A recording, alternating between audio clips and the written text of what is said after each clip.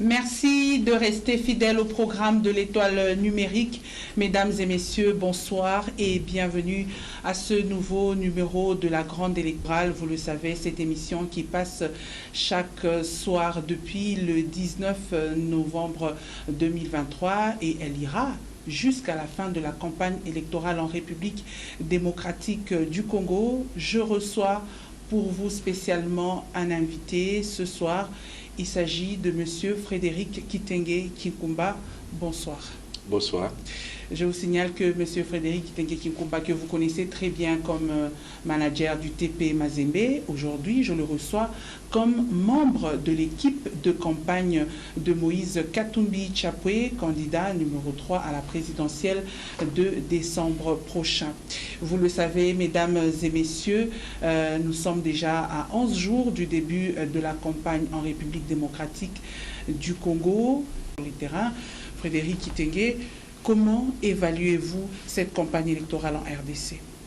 Bien, nous sommes aujourd'hui au tiers de la durée qu'on doit prendre pour cette campagne, presque 10 jours déjà de campagne, sur le mois qui nous est accordé par la loi et la Commission nationale, la Commission, la CENI.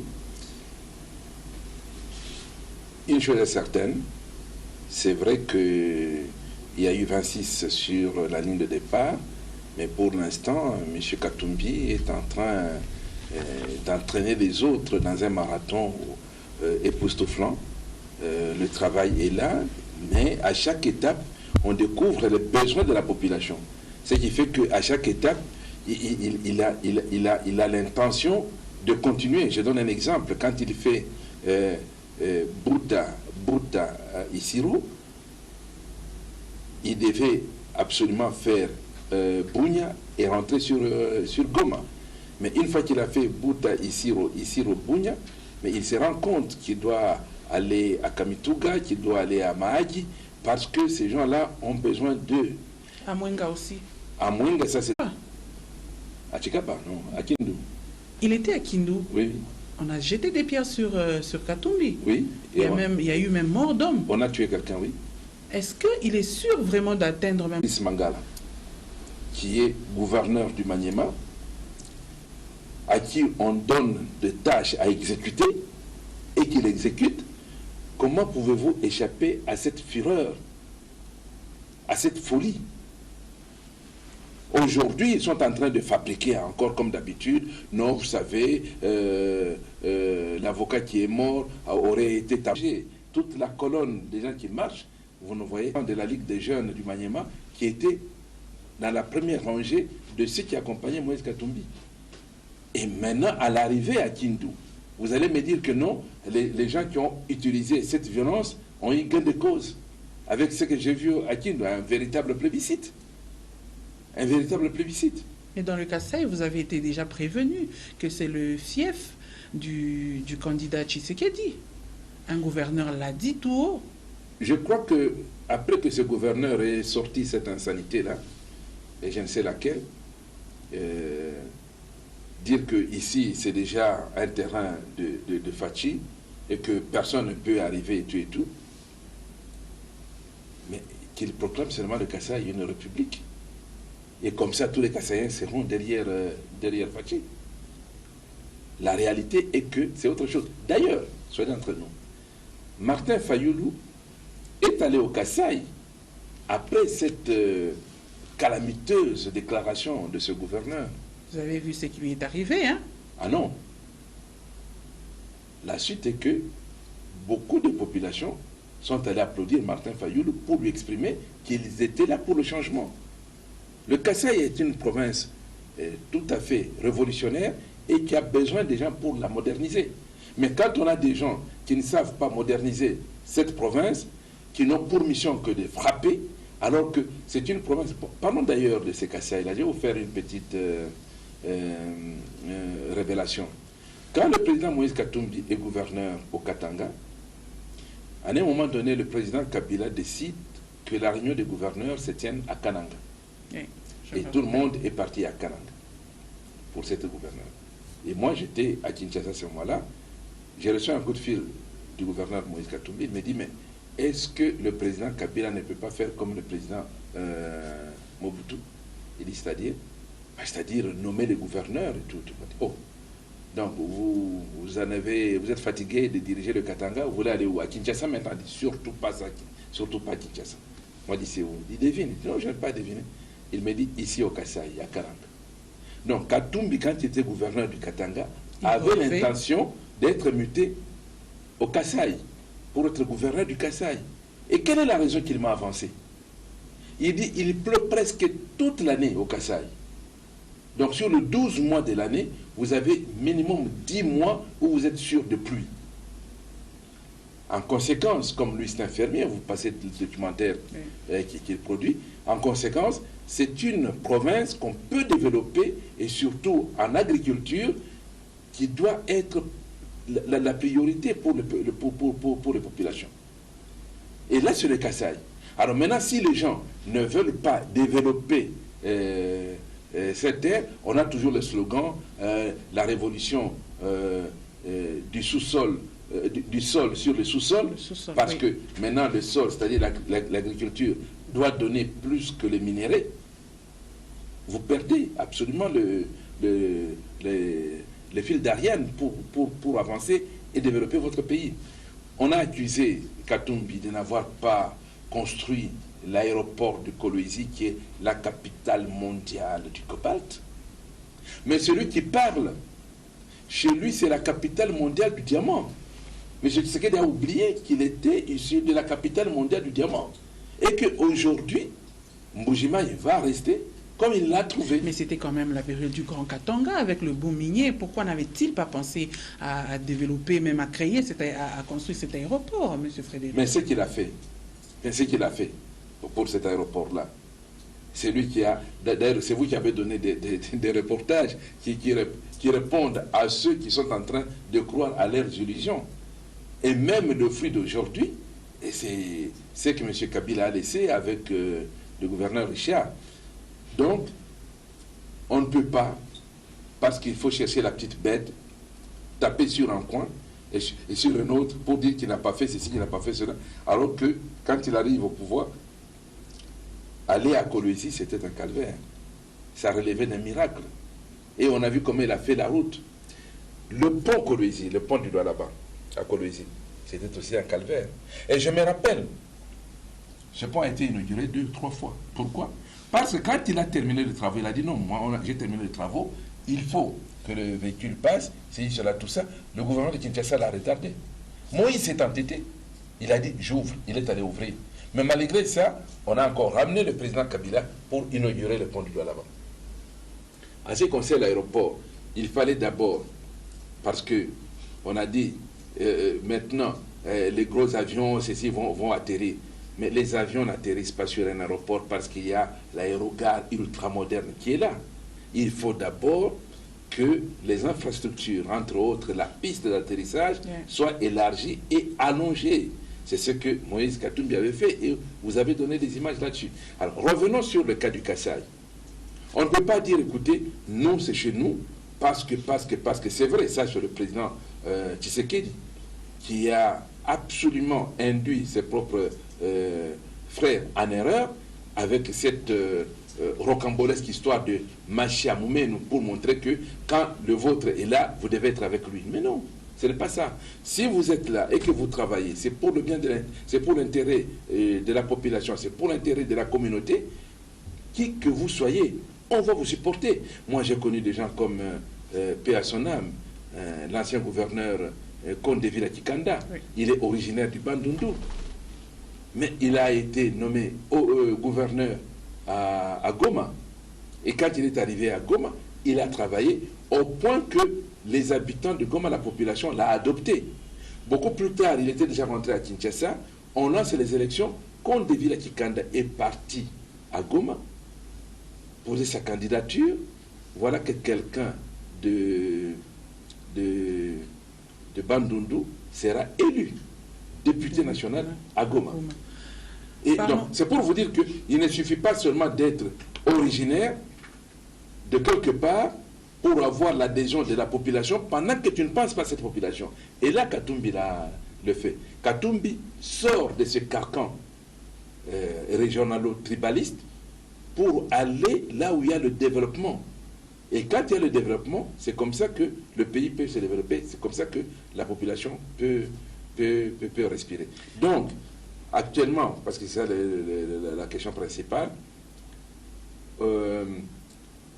au tiers de la campagne électorale, le candidat numéro 3 est en train de prouver à qui veut l'entendre, à qui veut le savoir, qu'il est capable de mener une campagne, il est capable de promettre, parce que lui a l'obligation de promettre. Aujourd'hui, c'est Katumbi qui doit faire des promesses. Vous refusez des promesses. On refuse des promesses à celui qui doit faire le bilan. On ne refuse pas les promesses à tous les autres candidats.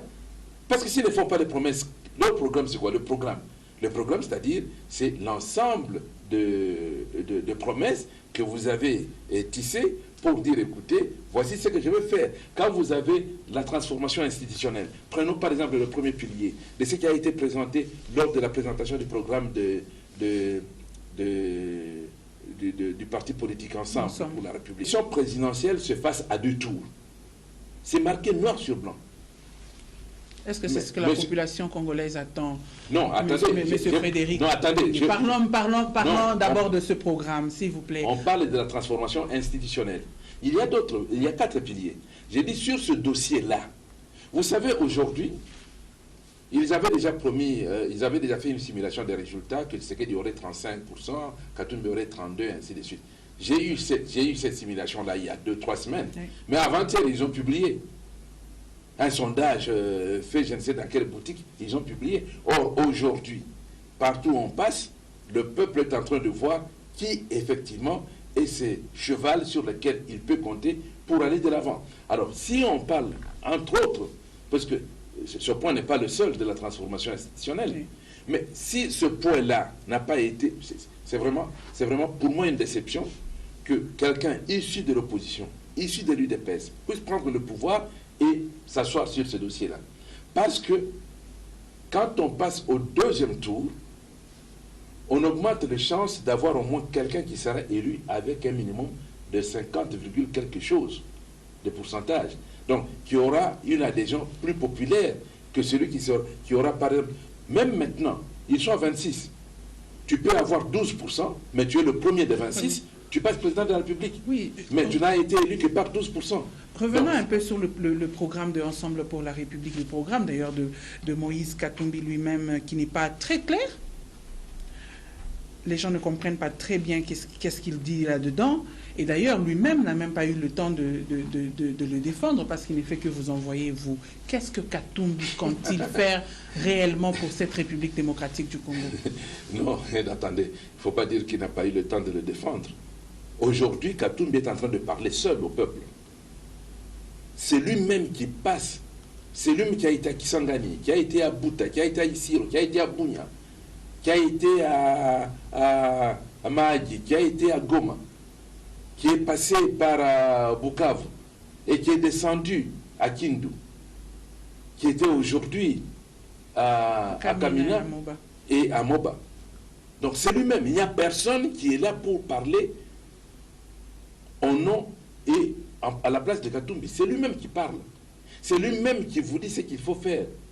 C'est lui-même qui vous dit, voilà, ça, on ne devrait pas faire ceci, on fera cela. Quelle est la défense qui est la plus éloquente que celle-là? Parce que si on avait dit, non, non, écoutez, il est souffrant, il ne va pas faire ceci, c'est elle qui fait la campagne, qui va parler, là, je vous comprendrai. Mais là, c'est lui-même. Mais présenter un programme déjà établi, un livre est là, et tout, et qu'au même moment, vous avez d'autres rendez-vous que vous devez respecter en international. Ça, ce n'est pas un problème, ça, c'est du folklore. Et j'ai dit même aux journalistes, parce que le journaliste, écoutez, ce n'est pas un secret. Quand, par exemple, une présentation d'un programme d'ensemble est faite par le lieutenant, il n'aura pas le même engouement que si c'était fait par le président lui-même. Et ce n'est pas parce que le président n'est pas là que cela dilue quoi que ce soit. Et au contraire, c'est lui-même qui est en train de nous défendre aujourd'hui. Voilà, nous le voyons vraiment carburer sur le terrain. Et nous sommes à 19 jours des élections en République démocratique du Congo. Le matériel de vote n'est pas encore totalement sur les terrains. Déjà sur les réseaux sociaux. Il ne faut pas qu'on évite. On doit toujours se fier aussi aux réseaux sociaux. Sur les réseaux sociaux, il s'est dit qu'il n'y aurait pas élection. Qu'est-ce que vous vous dites ensemble pour la République? Vous savez, une chose est certaine, c'est-à-dire on doit être réaliste. Dans la vie, il faut être réaliste. C'est vrai que nous allons faire les élections et je ne commettrai pas l'erreur que M. Peter Kazadi, mais vraiment, dans le camp de M. Tshisekedi, il y a des caïds en bourde. Il y a des caïds en bourde. Parce que tout ministre de l'Intérieur... hein? Mais non, c'est la réalité. M. Peter Kazadi a fait une bourde terrible de chercher à répondre au cardinal Ambongo. Pour quelle raison? Le cardinal a dit que nous allons vers les élections, mais rien ne rassure que à la date du 20, on aura des élections. Et quand bien même on aurait ces élections à la date du 20, rien ne rassure que on aura une bonne organisation de ces élections. Je crois que s'il y a quelqu'un qui devait rassurer, c'est la CENI, la Commission électorale nationale. C'est la CENI qui devait rassurer.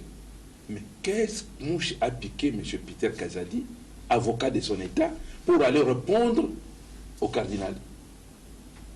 Pour dire non, si le cardinal dit ça, c'est parce que pour lui, pour que les élections soient bonnes, c'est parce que M. Tshisekedi doit perdre. Mais non, on ne dit pas ça.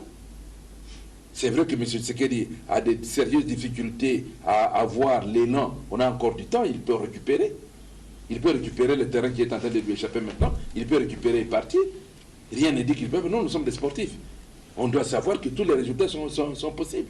Il peut récupérer, mais s'il le récupère, ça sera vu aux yeux et aux vues de tout le monde. Hein?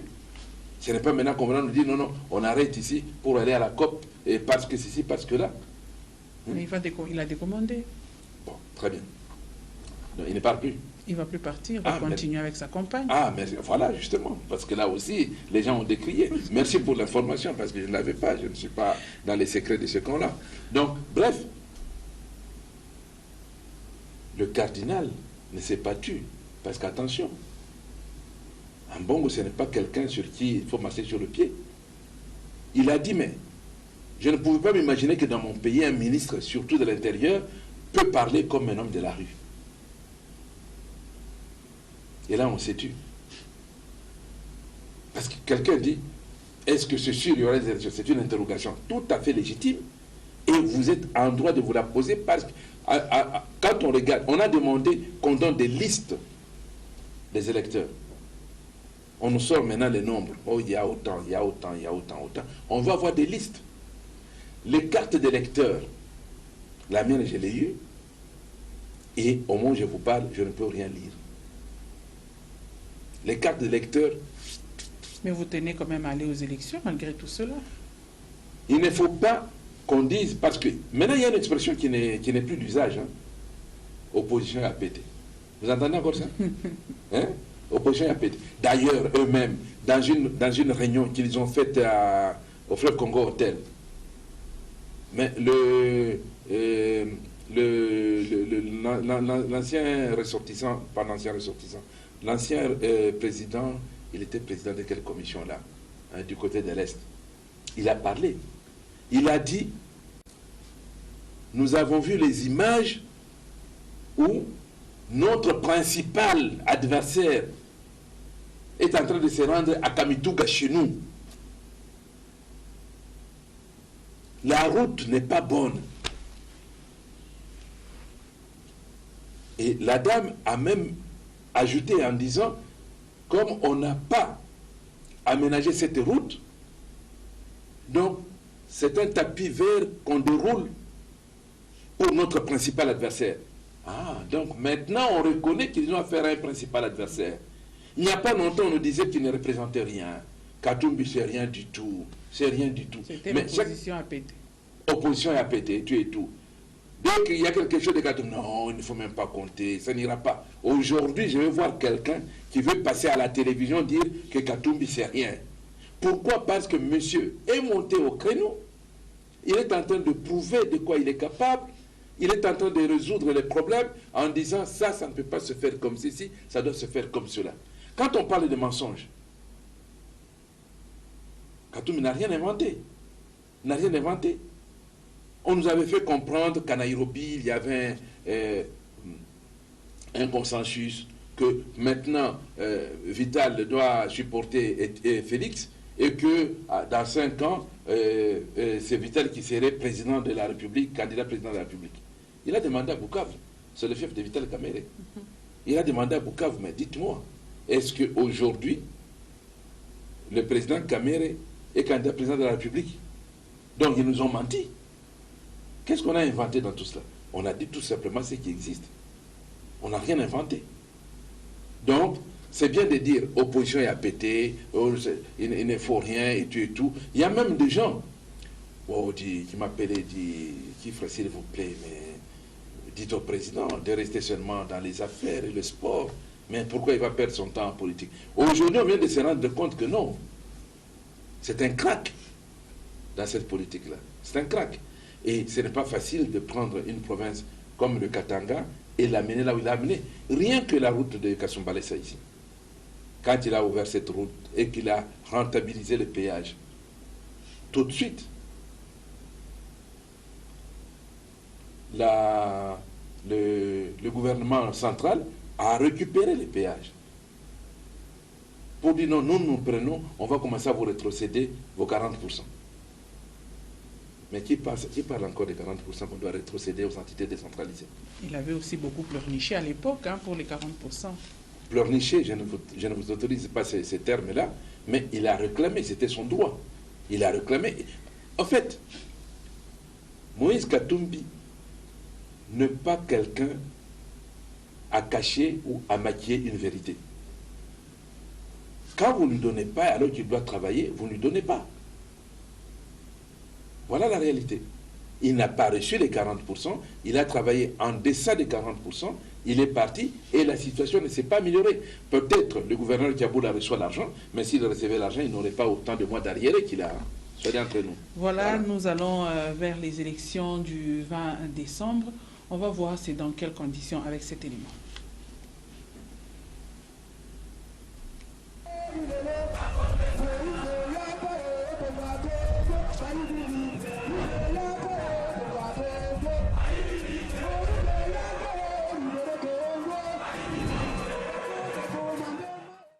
Il s'agit d'une bande composée de 4 individus, dont Papi Nyantimpolo, qui exerçait en tant qu'agent temporaire de la centrale électorale, en complicité avec 3 policiers, dont Nzonzi Kinzongajoli, Séraphin Mwanda Mwangala et Gloire Mbaya Luyeye. Ces inciviques photographiaient les requérants à l'aide de leurs téléphones portables avec leurs identités qu'ils faisaient parvenir immédiatement à Papi Nyantimpolo, qui en est le cerveau du groupe, qui disposait de tous les intrants pour produire ces fausses cartes. Le matériel utilisé par ces faussaires est composé des 3 imprimantes utilisées par la CENI en 2017, d'un ordinateur avec une maquette de la carte d'électeur conçue et préinstallée. Le chef des bandes n'échangeait que les données en produisant en un tour de main ces fausses cartes d'électeurs, et ce, moyennant 10 000 francs congolais. Et quant aux policiers, ils agissaient en qualité d'intermédiaires chargés de trouver des demandeurs des nouvelles cartes d'électeurs ou des duplicata. Une fois arrivés sur place pour soit solliciter un duplicata de cartes d'électeurs, soit des personnes non enrôlées lors de l'opération d'identification, les policiers précités prenaient en charge la requête du demandeur. Aussitôt la demande enregistrée via certains individus, ces réseaux, y compris quelques agents de la police dans les coups, livraient le lendemain la fausse carte au sein même des installations de l'antenne, donnant l'illusion d'une vraie pièce authentifiée par la Commission électorale nationale indépendante. Signalons par ailleurs que les personnes détenteurs des fausses cartes d'électeurs fabriquées avec les moyens des bords seront incapables de voter au scrutin du 20 décembre prochain, d'après la Commission électorale nationale indépendante.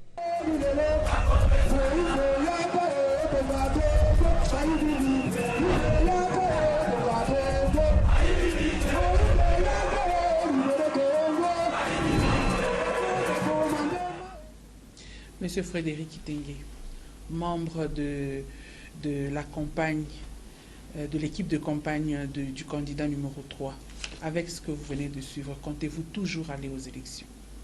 Nous devons aller aux élections. Les élections s'organisent, on va y aller. On ne va pas leur donner ce prétexte de dire, voilà, on était prêts, ce sont les gens. Ils l'ont dit avant. Quand on leur donnait les préalables pour organiser des bonnes élections, ils disaient oui, mais ils ne sont pas prêts pour les élections, ils ne sont pas prêts. Maintenant, c'est eux qui montrent des signes d'essoufflement. C'est eux qui montrent que les choses n'ont pas été organisées correctement. C'est vrai, il y a les cartes. Demain, on va nous parler d'argent. Que la CENI n'a pas reçu l'argent pour pouvoir organiser les élections, alors qu'on disait que non, on va le faire et tout et tout. Et je cite encore Maître Peter Kazadi, il a dit, même s'il n'est pas ministre des Finances, c'est son ami qui est juste à côté, il a dit qu'effectivement, ils ont l'argent pour le faire. Tant mieux. Mais cette supercherie que les anciens agents de la CENI, ou anciens ou nouveaux, puissent trafiquer les cartes d'électeurs, c'est parce qu'eux-mêmes à la CENI, même à l'étape de l'enrôlement, ils monnayaient déjà cela. Donc les gens ont compris, comme on est au chômage, voilà ce qu'on peut faire. Ce n'est pas une valeur qu'on doit encourager. Mais ça, ce n'est qu'une goutte dans l'océan. Parce que l'honorable Francis Kalumbo vous a démontré comment il y a eu des doublons, comment les bureaux ont été dédoublés. Il y a le bureau 14 et 15, il y aura le bureau 14 et 15A, il y aura le bureau 14 et 15B, il y aura le bureau 14 et 15C. Et ces dédoublements-là allaient profiter à une grosse tricherie. C'est pourquoi on a élagué tout le monde.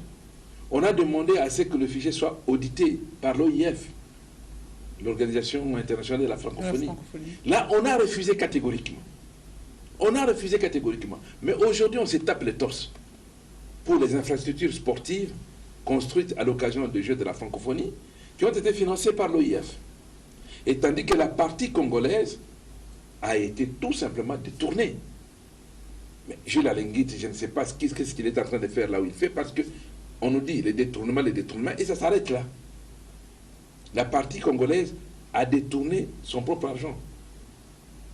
Donc on fait tout pour que les élections ne puissent pas avoir lieu. Mais nous, on s'est dit, on doit aller, nous ne devons pas être le prétexte, on doit aller jusqu'au bout. Parce qu'on a cru si le président dit, voilà, il fait une pause, ainsi de suite, nous aussi on va faire la pause. Non, non, nous on continue. Effectivement, c'est bien qu'il rentre parce qu'on doit s'affronter sur le terrain. Katumbi, il se présente comme le vrai challenger du président sortant. A-t-il vraiment le profil du candidat unique de l'opposition? Bon, on n'a jamais parlé du candidat unique de l'opposition parce que cette opposition est déjà émiettée. Il y a des gens qui sont présentés comme candidats président de la République. Je me pose la question, est-ce qu'ils ont eu cet argent-là de cotisation? C'est le montant qu'il fallait donner comme caution pour être candidat président de la République. Et aujourd'hui, ça fait déjà presque 10 jours de campagne, mais on ne m'a pas encore donné où est-ce que M. Noël Tchani va parler des pères et des mères. Où est-ce que je le cite parce que c'est aussi quelqu'un qui a embrouillé les gens, hein, pour enfin se rebiffer. Je n'ai pas encore vu là où les autres ont organisé leur campagne pour dire nous allons aux élections, nous allons faire ceci, nous allons faire cela. Donc, il y a des gens qui ont été fabriqués. Katumbi, à Genève, avait accepté, parce qu'on a tout fait pour l'empêcher de rentrer, avait accepté qu'il y ait un candidat de l'opposition. Et le candidat a été trouvé, Martin Fayoulou. Et je me rappelle, c'est Félix Tshisekedi qui dira, dans une phrase qui est restée célèbre, aujourd'hui, le changement a un nom, c'est Martin Fayoulou. Mais cette déclaration n'a même pas fait 24 heures. Il a révoqué sa propre signature. Parce qu'ils étaient avec Vital. Le deal a commencé.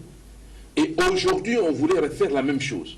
C'est-à-dire aller à Pretoria, après Pretoria, dire non, écoutez, maintenant les candidats doivent se réunir pour désigner un candidat de l'opposition. Non, ce n'est pas ça. Et d'ailleurs, est-ce qu'on a vraiment besoin d'un candidat unique?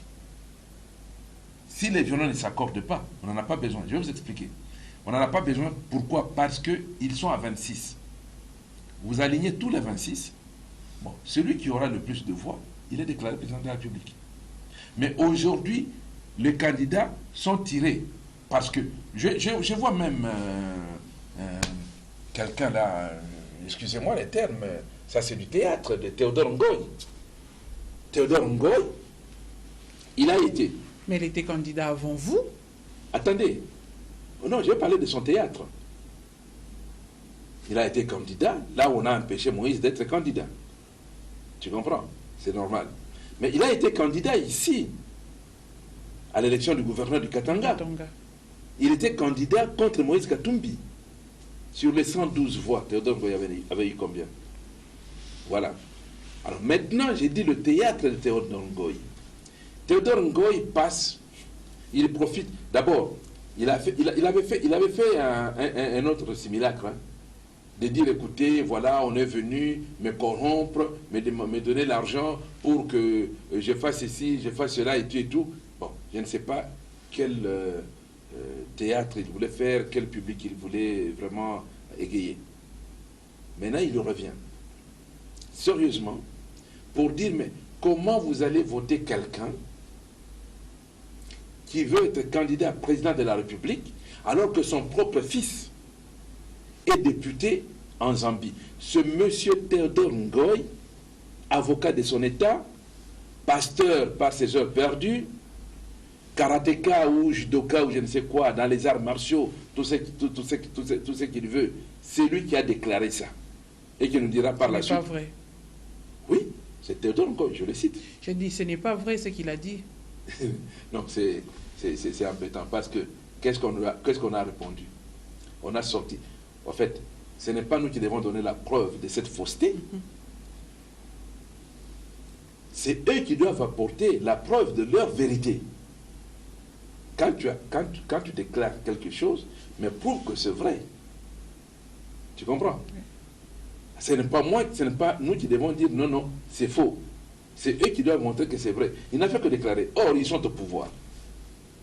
Théodore Ngoy peut dire tout ce qu'il veut. Il est de la majorité présidentielle, disons. Il est de l'union sacrée. Il est en train d'amener Mukwege parce qu'avec Fayoulou, ils font coalition. Et le docteur Mukwege n'a pas encore compris. Il le comprendra. Retenez cette émission enregistrée. Il comprendra avant la fin de la campagne. En Zambie, nous avons notre ambassade. L'ambassade de la République démocratique du Congo en Zambie, elle est là à Lusaka. Et il y a tous les services. Il y a des attachés militaires, les représentants de l'ANER, les services de sécurité, tout et tout. Mais eux ne peuvent pas mener une enquête pour dire, voilà, ce député, c'est un député zambien. Mais son père, c'est Katumbi. Sa mère, c'est... Je connais même la mère des champions. C'est Madame Loulou Hadebe. Et ils ont dit non, il a déclaré qu'il a son père est zambien, sa mère est zambienne. Non, la mère des champions est d'origine zimbabwéenne. Paix à son âme parce qu'elle nous a déjà quittés. Ils n'ont pas pu le faire. Mais nous, on a sorti le site du Parlement zambien. Tu cliques sur ces sites-là, je crois qu'ils sont à 146 ou 142 députés. Toutes les photos sont là et leur nom. Où est Champion Katumbi là-bas? Et Champion est en Zambie, il vous dit, il a un permis de séjour qui lui permet de faire les affaires. C'est un homme d'affaires qui lui permet de faire les affaires qu'il est en train de faire. Son père avait fait des poissonneries, de ceci, de cela en Zambie. il n'a plus le temps de le faire. Champion continue à le faire. Et est-ce que vous croyez vraiment que nous allons continuer? Il suffit de taper sur Katumbi pour que les gens vous croient. Dès qu'il y a quelque chose qui ne marche pas, c'est Katumbi. Dès que vous échouez, là vous faites, non, c'est Katumbi qui vous a bloqué. J'ai vu Bahati Lukwebo, il parlait à Goma. J'ai vu Julien Paluku parler à Goma, à une poignée de personnes. Donc demain on nous dira, c'est Katumbi qui a dit aux gens de Goma de ne pas aller là-bas. Parlons d'abord des foules que vous faites chaque jour. Ici, nous avons la question de Kalou Bimpoy qui nous suit. Il dit que la foule de la campagne n'est pas la réalité des urnes. Quel est votre avis? Il a raison. Il a raison. La foule de la campagne n'est pas la réalité des urnes, c'est vrai. Je donne un exemple. Diomi est jeune, Diomi Dongala. Il s'est présenté candidat président de la République au moment où il était président de VEC Club. Il était président de VEC Club. Donc quand il y a un derby avec un stade compact, Diomi passe, tout le monde acclame. Prenez seulement la capacité de VEC Club d'un stade plein dans un derby contre Daring ou bien contre, et le plus important maintenant c'est quand on joue contre Mazembe. Prenez cette capacité, regardez les voix qu'il a récoltées à la présidentielle. Ce n'était même pas 1% des supporters de VEC Club. Ça veut dire qu'on peut être supporter de Mazembe, être derrière Mazembe derrière Moïse comme président de Mazembe, et qu'à la présidentielle, tu peux voter pour une autre personne. C'est tout à fait normal. Donc ce qui fait que les foules qui viennent ne sont pas mathématiquement celles qui vont voter. Mais attention, mais au moins, Katumbi a la chance d'avoir un grand auditoire, un grand audimat pour le discours et le projet de société qu'il véhicule. Et que dans cet auditoire, aussi diversifié et nombreuse, il aura attrapé quelques voix qui vont faire en sorte que, à la fin, c'est lui qui passe. Parce que je ne vois pas celui qui ne fait pas de foule prétendre gagner. Impossible. C'est celui qui fait des foules qui peut prétendre gagner parce qu'il a déjà, au départ, attiré beaucoup de gens pour écouter son discours, pour adhérer à son idéal, pour comprendre son projet de société. Et c'est pour cette raison que j'ai dit que lui, maintenant, le candidat numéro 3, c'est lui qui doit faire des promesses pour dire ici, cela n'a pas été fait. Et d'ailleurs, sa tâche est facilitée par le camp adverse. Quand ils se réunissent au Fleuve Congo Hotel, sous la direction de Vital Kamere et de Modeste Bahati, et qu'ils reconnaissent que du côté de Kamituga et consorts, on n'a pas construit les routes. Et ces routes-là, c'est ce qui va nous causer des problèmes. Et ils avancent même en disant, même pour la guerre, il faut vite, d'ici là, l'organisation des élections, qu'on gagne cette guerre, sinon c'est la catastrophe pour nous. Mais le président Tshisekedi avait dit, si à la fin de son mandat, il ne rétablit pas la paix à l'Est, il va lui-même considérer que son mandat est un échec. Vous allez dire que ça aussi j'invente? Ça vient de sa bouche. C'est lui qui a dit ça. Et qu'aujourd'hui, on est à la fin du mandat. Il reste encore 20 jours. On est à la fin de son mandat. Et du côté de l'Est, les nouvelles ne sont pas bonnes. Mais Katumbi vous dit, si moi je prends le pouvoir, si vous me donnez votre suffrage, et que je deviens président de cette République, je vais terminer cette guerre. Je vais acheter des armes qu'il faut. Des avions aussi. Et non pas des Sukhoi qu'on est en train de faire. Ce sont des armes, des avions de guerre de 1940. Je vais acheter des F-16 pour arriver à ce qu'on puisse faire quelque chose.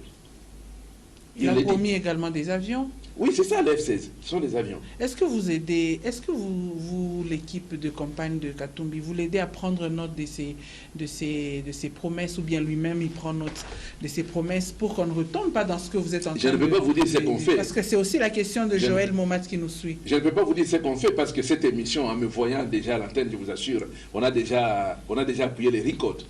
Je vous assure, on a déjà appuyé les records. Il y a des gens qui enregistrent pour pouvoir... On ne peut pas leur donner vraiment des recettes toutes faites comme ça.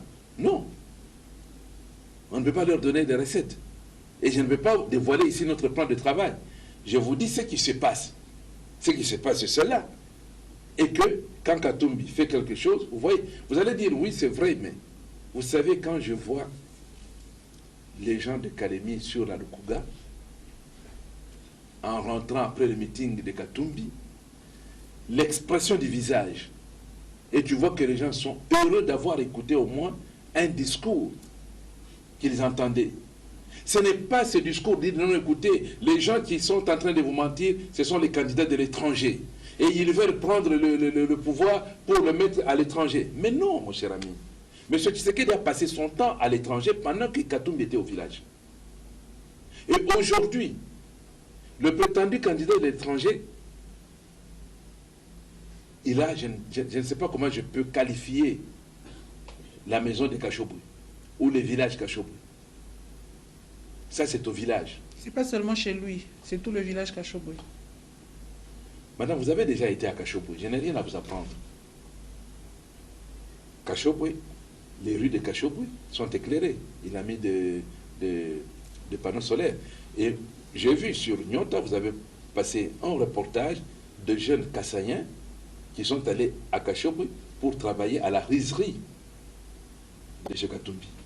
Parce que quand j'ai vu cette rizerie, ça m'a rappelé quand moi-même j'ai travaillé dans le privé à Kikwit, on avait ces machines, ce sont des machines qui viennent du Japon, des marques Satake, pour décortiquer le riz, sortir la paille qu'on peut utiliser pour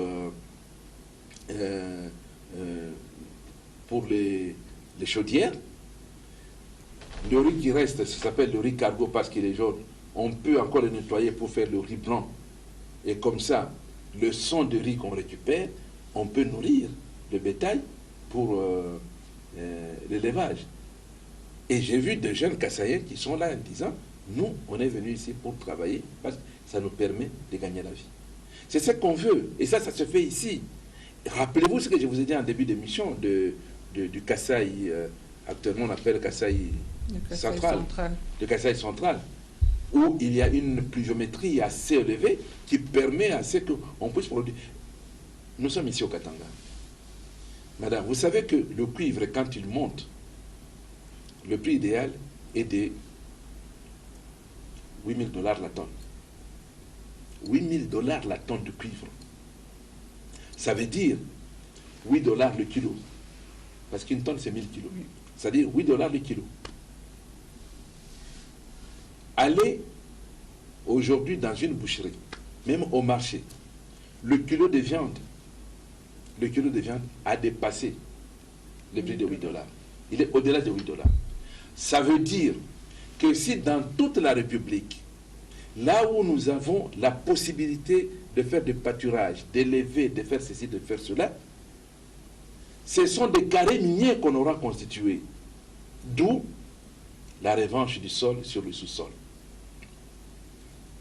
Autant de kilos de viande que vous pouvez produire compense ceux qui sont en train d'exploiter le cuivre, qui est une denrée qui peut se terminer. Tandis que le sol ne se termine pas. Et là, c'est Katumbi qui vous dit qu'il peut le faire. Peut-on l'empêcher de faire cette promesse? Et surtout que lui, il est du domaine. Aujourd'hui, vous allez à Futuka, là où vos joueurs de Mazembe sont logés pour préparer leur match. Le miel qu'ils prennent à Futuka, c'est un miel que les jeunes de l'académie, la KFA, sont en train de produire. Moi, j'étais étonné de voir que ces jeunes-là, on leur a fait des boîtes pour faire de l'apiculture et on produit. C'est quelqu'un qui s'est transformé ce qu'il touche. Le poisson qu'on mange là-bas, c'est le poisson qui est produit sur le champ. Donc, il y a moyen de tenir la main et de le faire. Mais il ne faut pas faire 666 voyages. Bon, on exagère un peu. C'était pour montrer qu'il y a eu un nombre incalculable de voyages à l'étranger et venir traiter celui qui n'a pas bougé d'étranger. Non. Maintenant, on parle. Oh, voilà. Mais est-ce qu'il a cité le Rwanda dans cette affaire? Depuis que la guerre a commencé. Ah, c'est bien, c'est bien. Le gouvernement le dit. Le Tshisekedi l'a dit à haute voix que vous n'avez jamais cité. Je répondrai à ce monsieur-là en me basant sur l'une des phrases d'Étienne Tshisekedi, qui à l'époque, nous on était encore de jeunes journalistes, on allait lui faire des interviews. Un jour il nous dira, M. Mobutu là, quand il ouvre la bouche, c'est pour mentir jusqu'à ce qu'il la ferme. Et je crois que cette recette est reprise aujourd'hui. Quand Katumbi passe à Paris, sur le plateau de France 24, et de là il annonce qu'il va se présenter à la présidence de la République démocratique du Congo, il parle de la guerre de l'Est.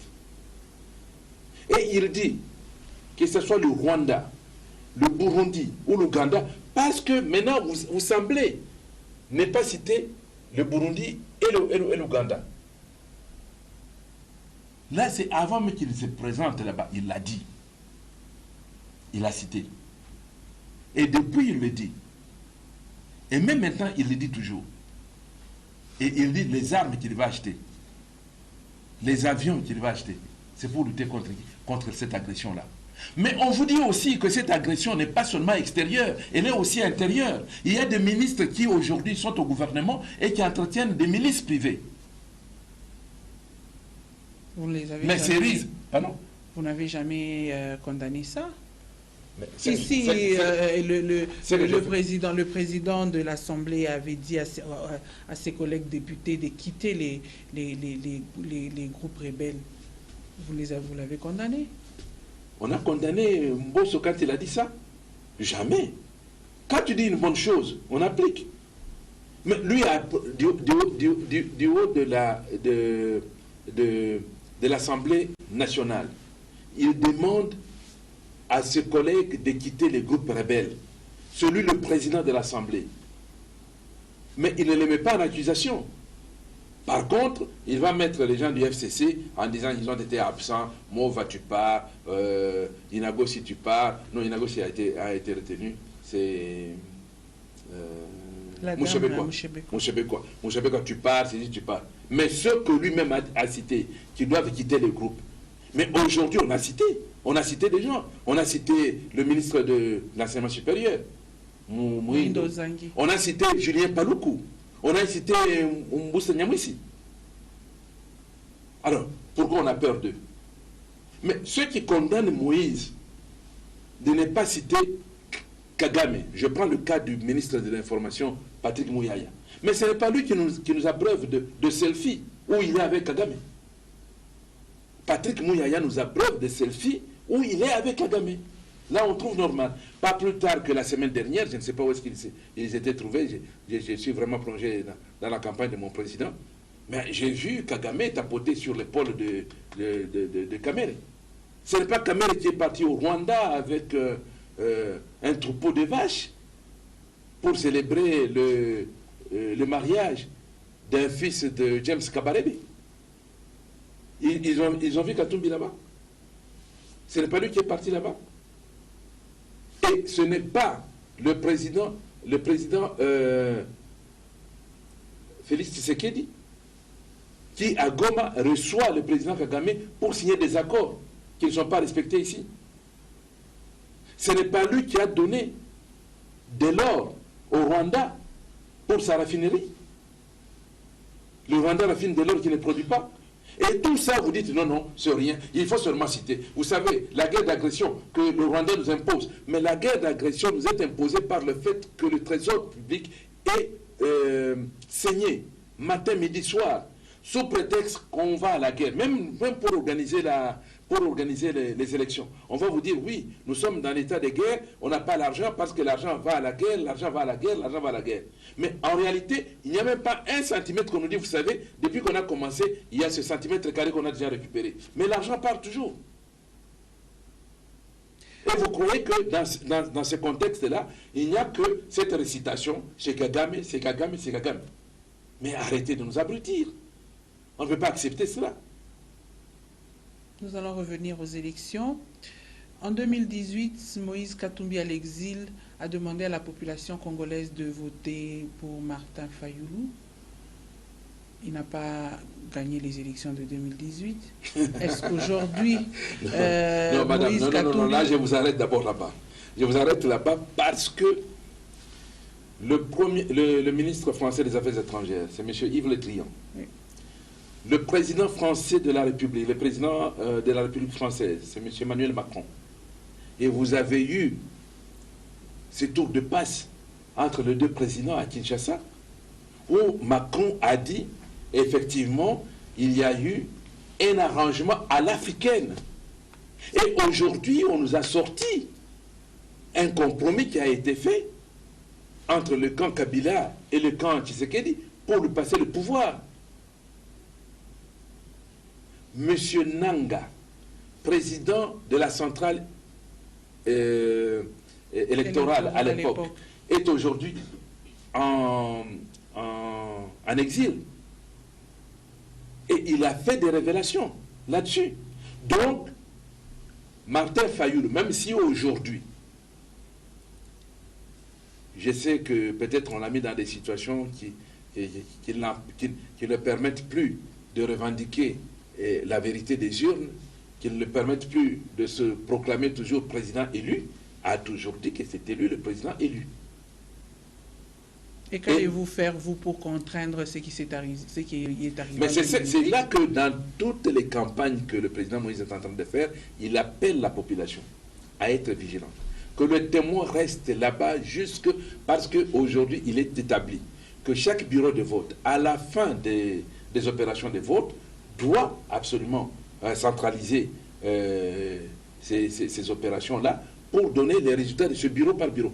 Vous savez, par exemple, la France, parce que j'ai assez suivi le processus électoral dans ce pays-là, le jour, par exemple, comme c'est le 20 décembre, mais vous allez faire tout ce que vous voulez. Mais le 20 décembre, en France, à 20h, le générique qui sort vous donne le président qui vient d'être élu. Croyez-vous que les méthodes, les moyens dont disposaient les Français en 74, en 80, et même, ils sont toujours les mêmes aujourd'hui. Il y a eu beaucoup d'évolutions, et nous sommes là-dessus. Avant, on passait la nuit à la poste parce qu'il fallait avoir un téléphone avec nos dalles pour joindre le bout du monde. Mais aujourd'hui, d'ailleurs, vous avez dit que l'émission là est suivie par quelqu'un qui... Oui. Il y a beaucoup d'internautes qui nous suivent. Et qui ne sont pas forcément en Afrique. Voilà. Aujourd'hui, tout ça. Moi, dernièrement, j'étais au Canada, mais je prends, je mets, je regarde Ignota. Mais on va vous couper Internet. Bon, là aussi, il faut reconnaître que Tshisekedi n'a pas fait la bêtise de Mende. Et que même si il a repris Mende dans ses rangs, c'est vraiment une bêtise. C'est une bêtise de priver, ça montre que vous êtes en train de tricher et on ne veut pas qu'on puisse voir. Ce n'est pas une raison. Les gens sont matures, je crois qu'ils ont la liberté de s'exprimer et le droit à l'information est garanti par la Charte des Nations Unies. On ne peut pas oublier ça. Alors revenons aux élections. On demande au peuple d'être vigilant. Ne quittez, les témoins ne peuvent quitter là-bas. Et vous qui allez élire, une fois que vous avez voté, vous rentrez à la maison, après même 4-5 heures, prenez, je ne sais pas moi, une banane, une bouteille d'eau, allez donner aux témoins qui sont là, parce qu'ils doivent suivre. C'est à la fin, on aura les résultats à partir de là. Et maintenant, puisqu'ils savent qu'on va faire, vous avez entendu le cas des observateurs de l'Union européenne. On les décourage parce qu'ils ont leur matériel qu'ils doivent déployer pour faire cette observation. Non, ils ne doivent pas déployer ce matériel ici. Mais ils vont partir. Bon. Nous, on ne le souhaite pas. Nous, on ne le souhaite pas. Mais s'il arrive qu'ils doivent partir, ils seront obligés de partir. Mais ne croyez pas que leur départ, c'est une garantie pour la victoire des autres. Caméria, dans la fameuse réunion, il leur a dit, je cite, nous devons faire attention et on ne doit pas minimiser l'adversaire. Il y a un changement de narratif que Mouyaya adore. Il y a un changement de narratif. Ok. Il dit on ne doit pas minimiser l'adversaire parce que en 2018, le pouvoir avait la CENI, avait l'argent, avait l'armée, et avait la Cour constitutionnelle. Mais nous, on a été consacrés. Sic, comme on dit en latin. C'est comme ça qu'il l'a dit. Donc, N'immunisez pas l'adversaire. Aujourd'hui, vous allez voir la Cour constitutionnelle, parce que vous devez avoir la CENI, parce qu'on nous a dit qu'on allait nous bloquer à la CENI. Laissons la CENI, ils ont d'abord les deux assemblées, les deux chambres, la haute et la basse. Donc le Parlement et le Sénat. Et le Sénat. Ils ont fabriqué une loi de M. Tchani, qu'il a fait passer par Singhi Pouloulou. Et on devait présenter cette loi en disant, pour être congolais, pour être candidat président de la République, vous devez être de père et de mère. Une loi raciste, xénophobe, que personne ne peut accepter aujourd'hui. Ils ont passé cette loi-là. Ils ont voulu passer cette loi-là. Mais qui les a empêchés de faire passer la loi? Qui les a empêchés? Ok. Non, la dernière session, quand la session de septembre s'est ouverte, c'était la dernière session, non, on va inscrire. Et ils ont inscrit. Mbosso a enregistré cette proposition de loi. Mais rien jusque-là. Mais qui les a empêchés de légiférer? On est allé à la CENI. Oui, à la CENI, on va écarter Katumbi. Ok, Katumbi a présenté ses papiers et tout et tout. Non, vous savez, le certificat de nationalité qui avait été délivré par Alexis Tambomamba du temps qu'il était ministre de la Justice avait déjà été révoqué par celui qui avait donné ces certificats-là. Ah bon? Tambomamba a ouvert la bouche. Et il a reconnu toute la cabale parce que, souvenez-vous, hein, Tambomamba avait dit que des sources documentées, Katumbi a fait entrer 600 mercenaires au Congo. On n'a jamais trouvé un seul. On a pris un garde du corps américain qui était avec Katumbi qu'on a présenté pour mercenaire. Mais ça a chauffé là-bas. Ça a chauffé. Hein? Et on n'en parle plus. Donc, à la CENI, non, voilà, il y a un problème d'originaux. Ça, c'est peut-être un petit détail que je ne dirais pas que nos juristes n'ont pas assez explicité. Peut-être qu'ils l'ont fait dans des termes techniques. Il fallait le dire en des termes un peu simples pour que le commun des mortels puisse comprendre. Le certificat de nationalité, quand on vous le donne, c'est un document qu'on vous remet. Et ce document-là prouve de votre nationalité, c'est-à-dire atteste. Ce n'est pas la nationalité. Ce n'est pas ce certificat qui vous donne la nationalité, non, il atteste tout simplement que vous êtes congolais. Et le document de M. Moïse Katumbi, pour des raisons que vous n'ignorez pas maintenant, ont été photocopiés, dédoublés en plusieurs exemplaires, et on a authentifié ces copies-là chez les notaires. C'est certifié conforme. C'est-à-dire que vous avez le document dit oui, c'est certifié conforme. De sorte que, si vous donnez l'original, vous arrivez là-bas, vous donnez l'original, mais le gars peut le prendre et partir. Okay. Vous avez vu, je ne sais pas moi, dans un pays, au Togo ou au Bénin, il y avait eu élection, je ne sais pas moi en quelle année, mais au moment où on devait dépouiller, il y a des gens qui ont pris les caisses et qui sont partis avec. Devant les caméras, ils sont partis. Alors, maintenant, chat échaudé crée même l'eau froide. Il fallait sécuriser. Mais personne ne peut en droit vous dire que non, la copie certifiée conforme que vous avez utilisée n'est pas bonne, on ne peut pas la recevoir. Non, non. Ils ont réceptionné. Sinon, c'était une aubaine pour eux de dire non, on bloque Katumbi. Ils ont réceptionné.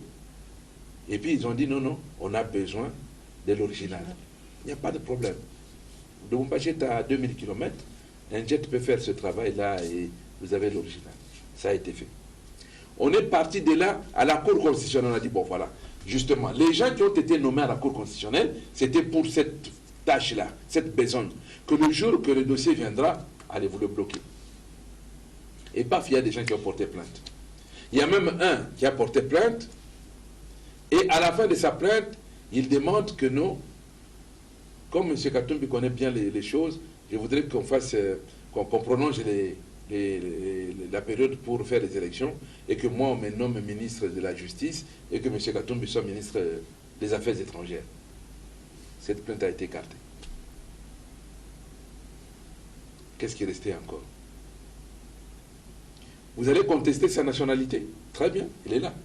Et pourtant, il est bien dit qu'un Congolais d'origine, c'est lui qui, en 1960, a un des parents qui appartient à l'une des tribus recensées sur le territoire congolais. Mais la mère de Katumbi est de la famille royale de Moussirisi. C'est un descendant des princes. Et là, le palais a réagi. À Bonkeya. Le palais a réagi. Mais aller à Kashobwe, il n'est pas le seul. Moi, j'ai un ami. Le palais de Mounongo. Oui. Mounongo n'est-il pas un vrai ami de Katumbi? Et où est le mal? Est-ce qu'il pouvait un ami ne peut pas lâcher son ami? Vous savez, moi, un jour, on faisait une interview avec le président Mobutu à propos de l'armée, de la BSP, la Brigade spéciale présidentielle, à l'époque, la BSP. Il y avait un colonel qui dirigeait la BSP. C'était le colonel Nzimbi. Et, si j'ai bonne mémoire, c'est Lumbana Kapasa qui posait la question et qui a dit non, vous avez une armée dans une autre armée. Parce que la BSP, c'est une armée qui a tout, alors que l'armée normale n'a rien.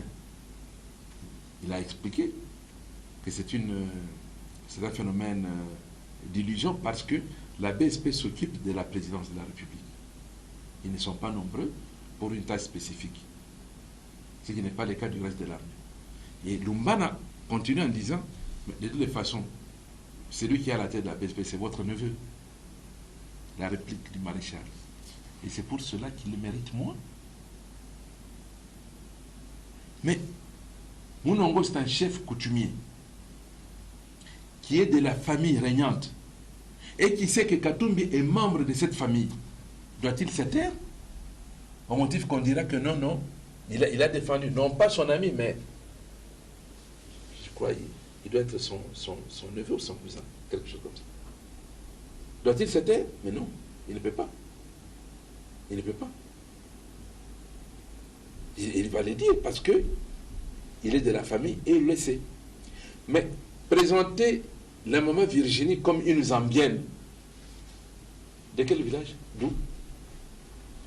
Parce qu'il est allé habiter à Kashobwe, à la frontière avec la Zambie. Voilà un peu tout cet tissu de mensonges qu'on veut passer au peuple congolais. Et Théodore Ngoï qui se réveille de son cauchemar, on lui dit écoute, tu seras président de la République. Il sait très bien que c'est vraiment du théâtre. Il dit oui, mais vous allez prendre quelqu'un qui est candidat président de la République alors que son enfant est député en Zambie. Et il sait qu'il ment.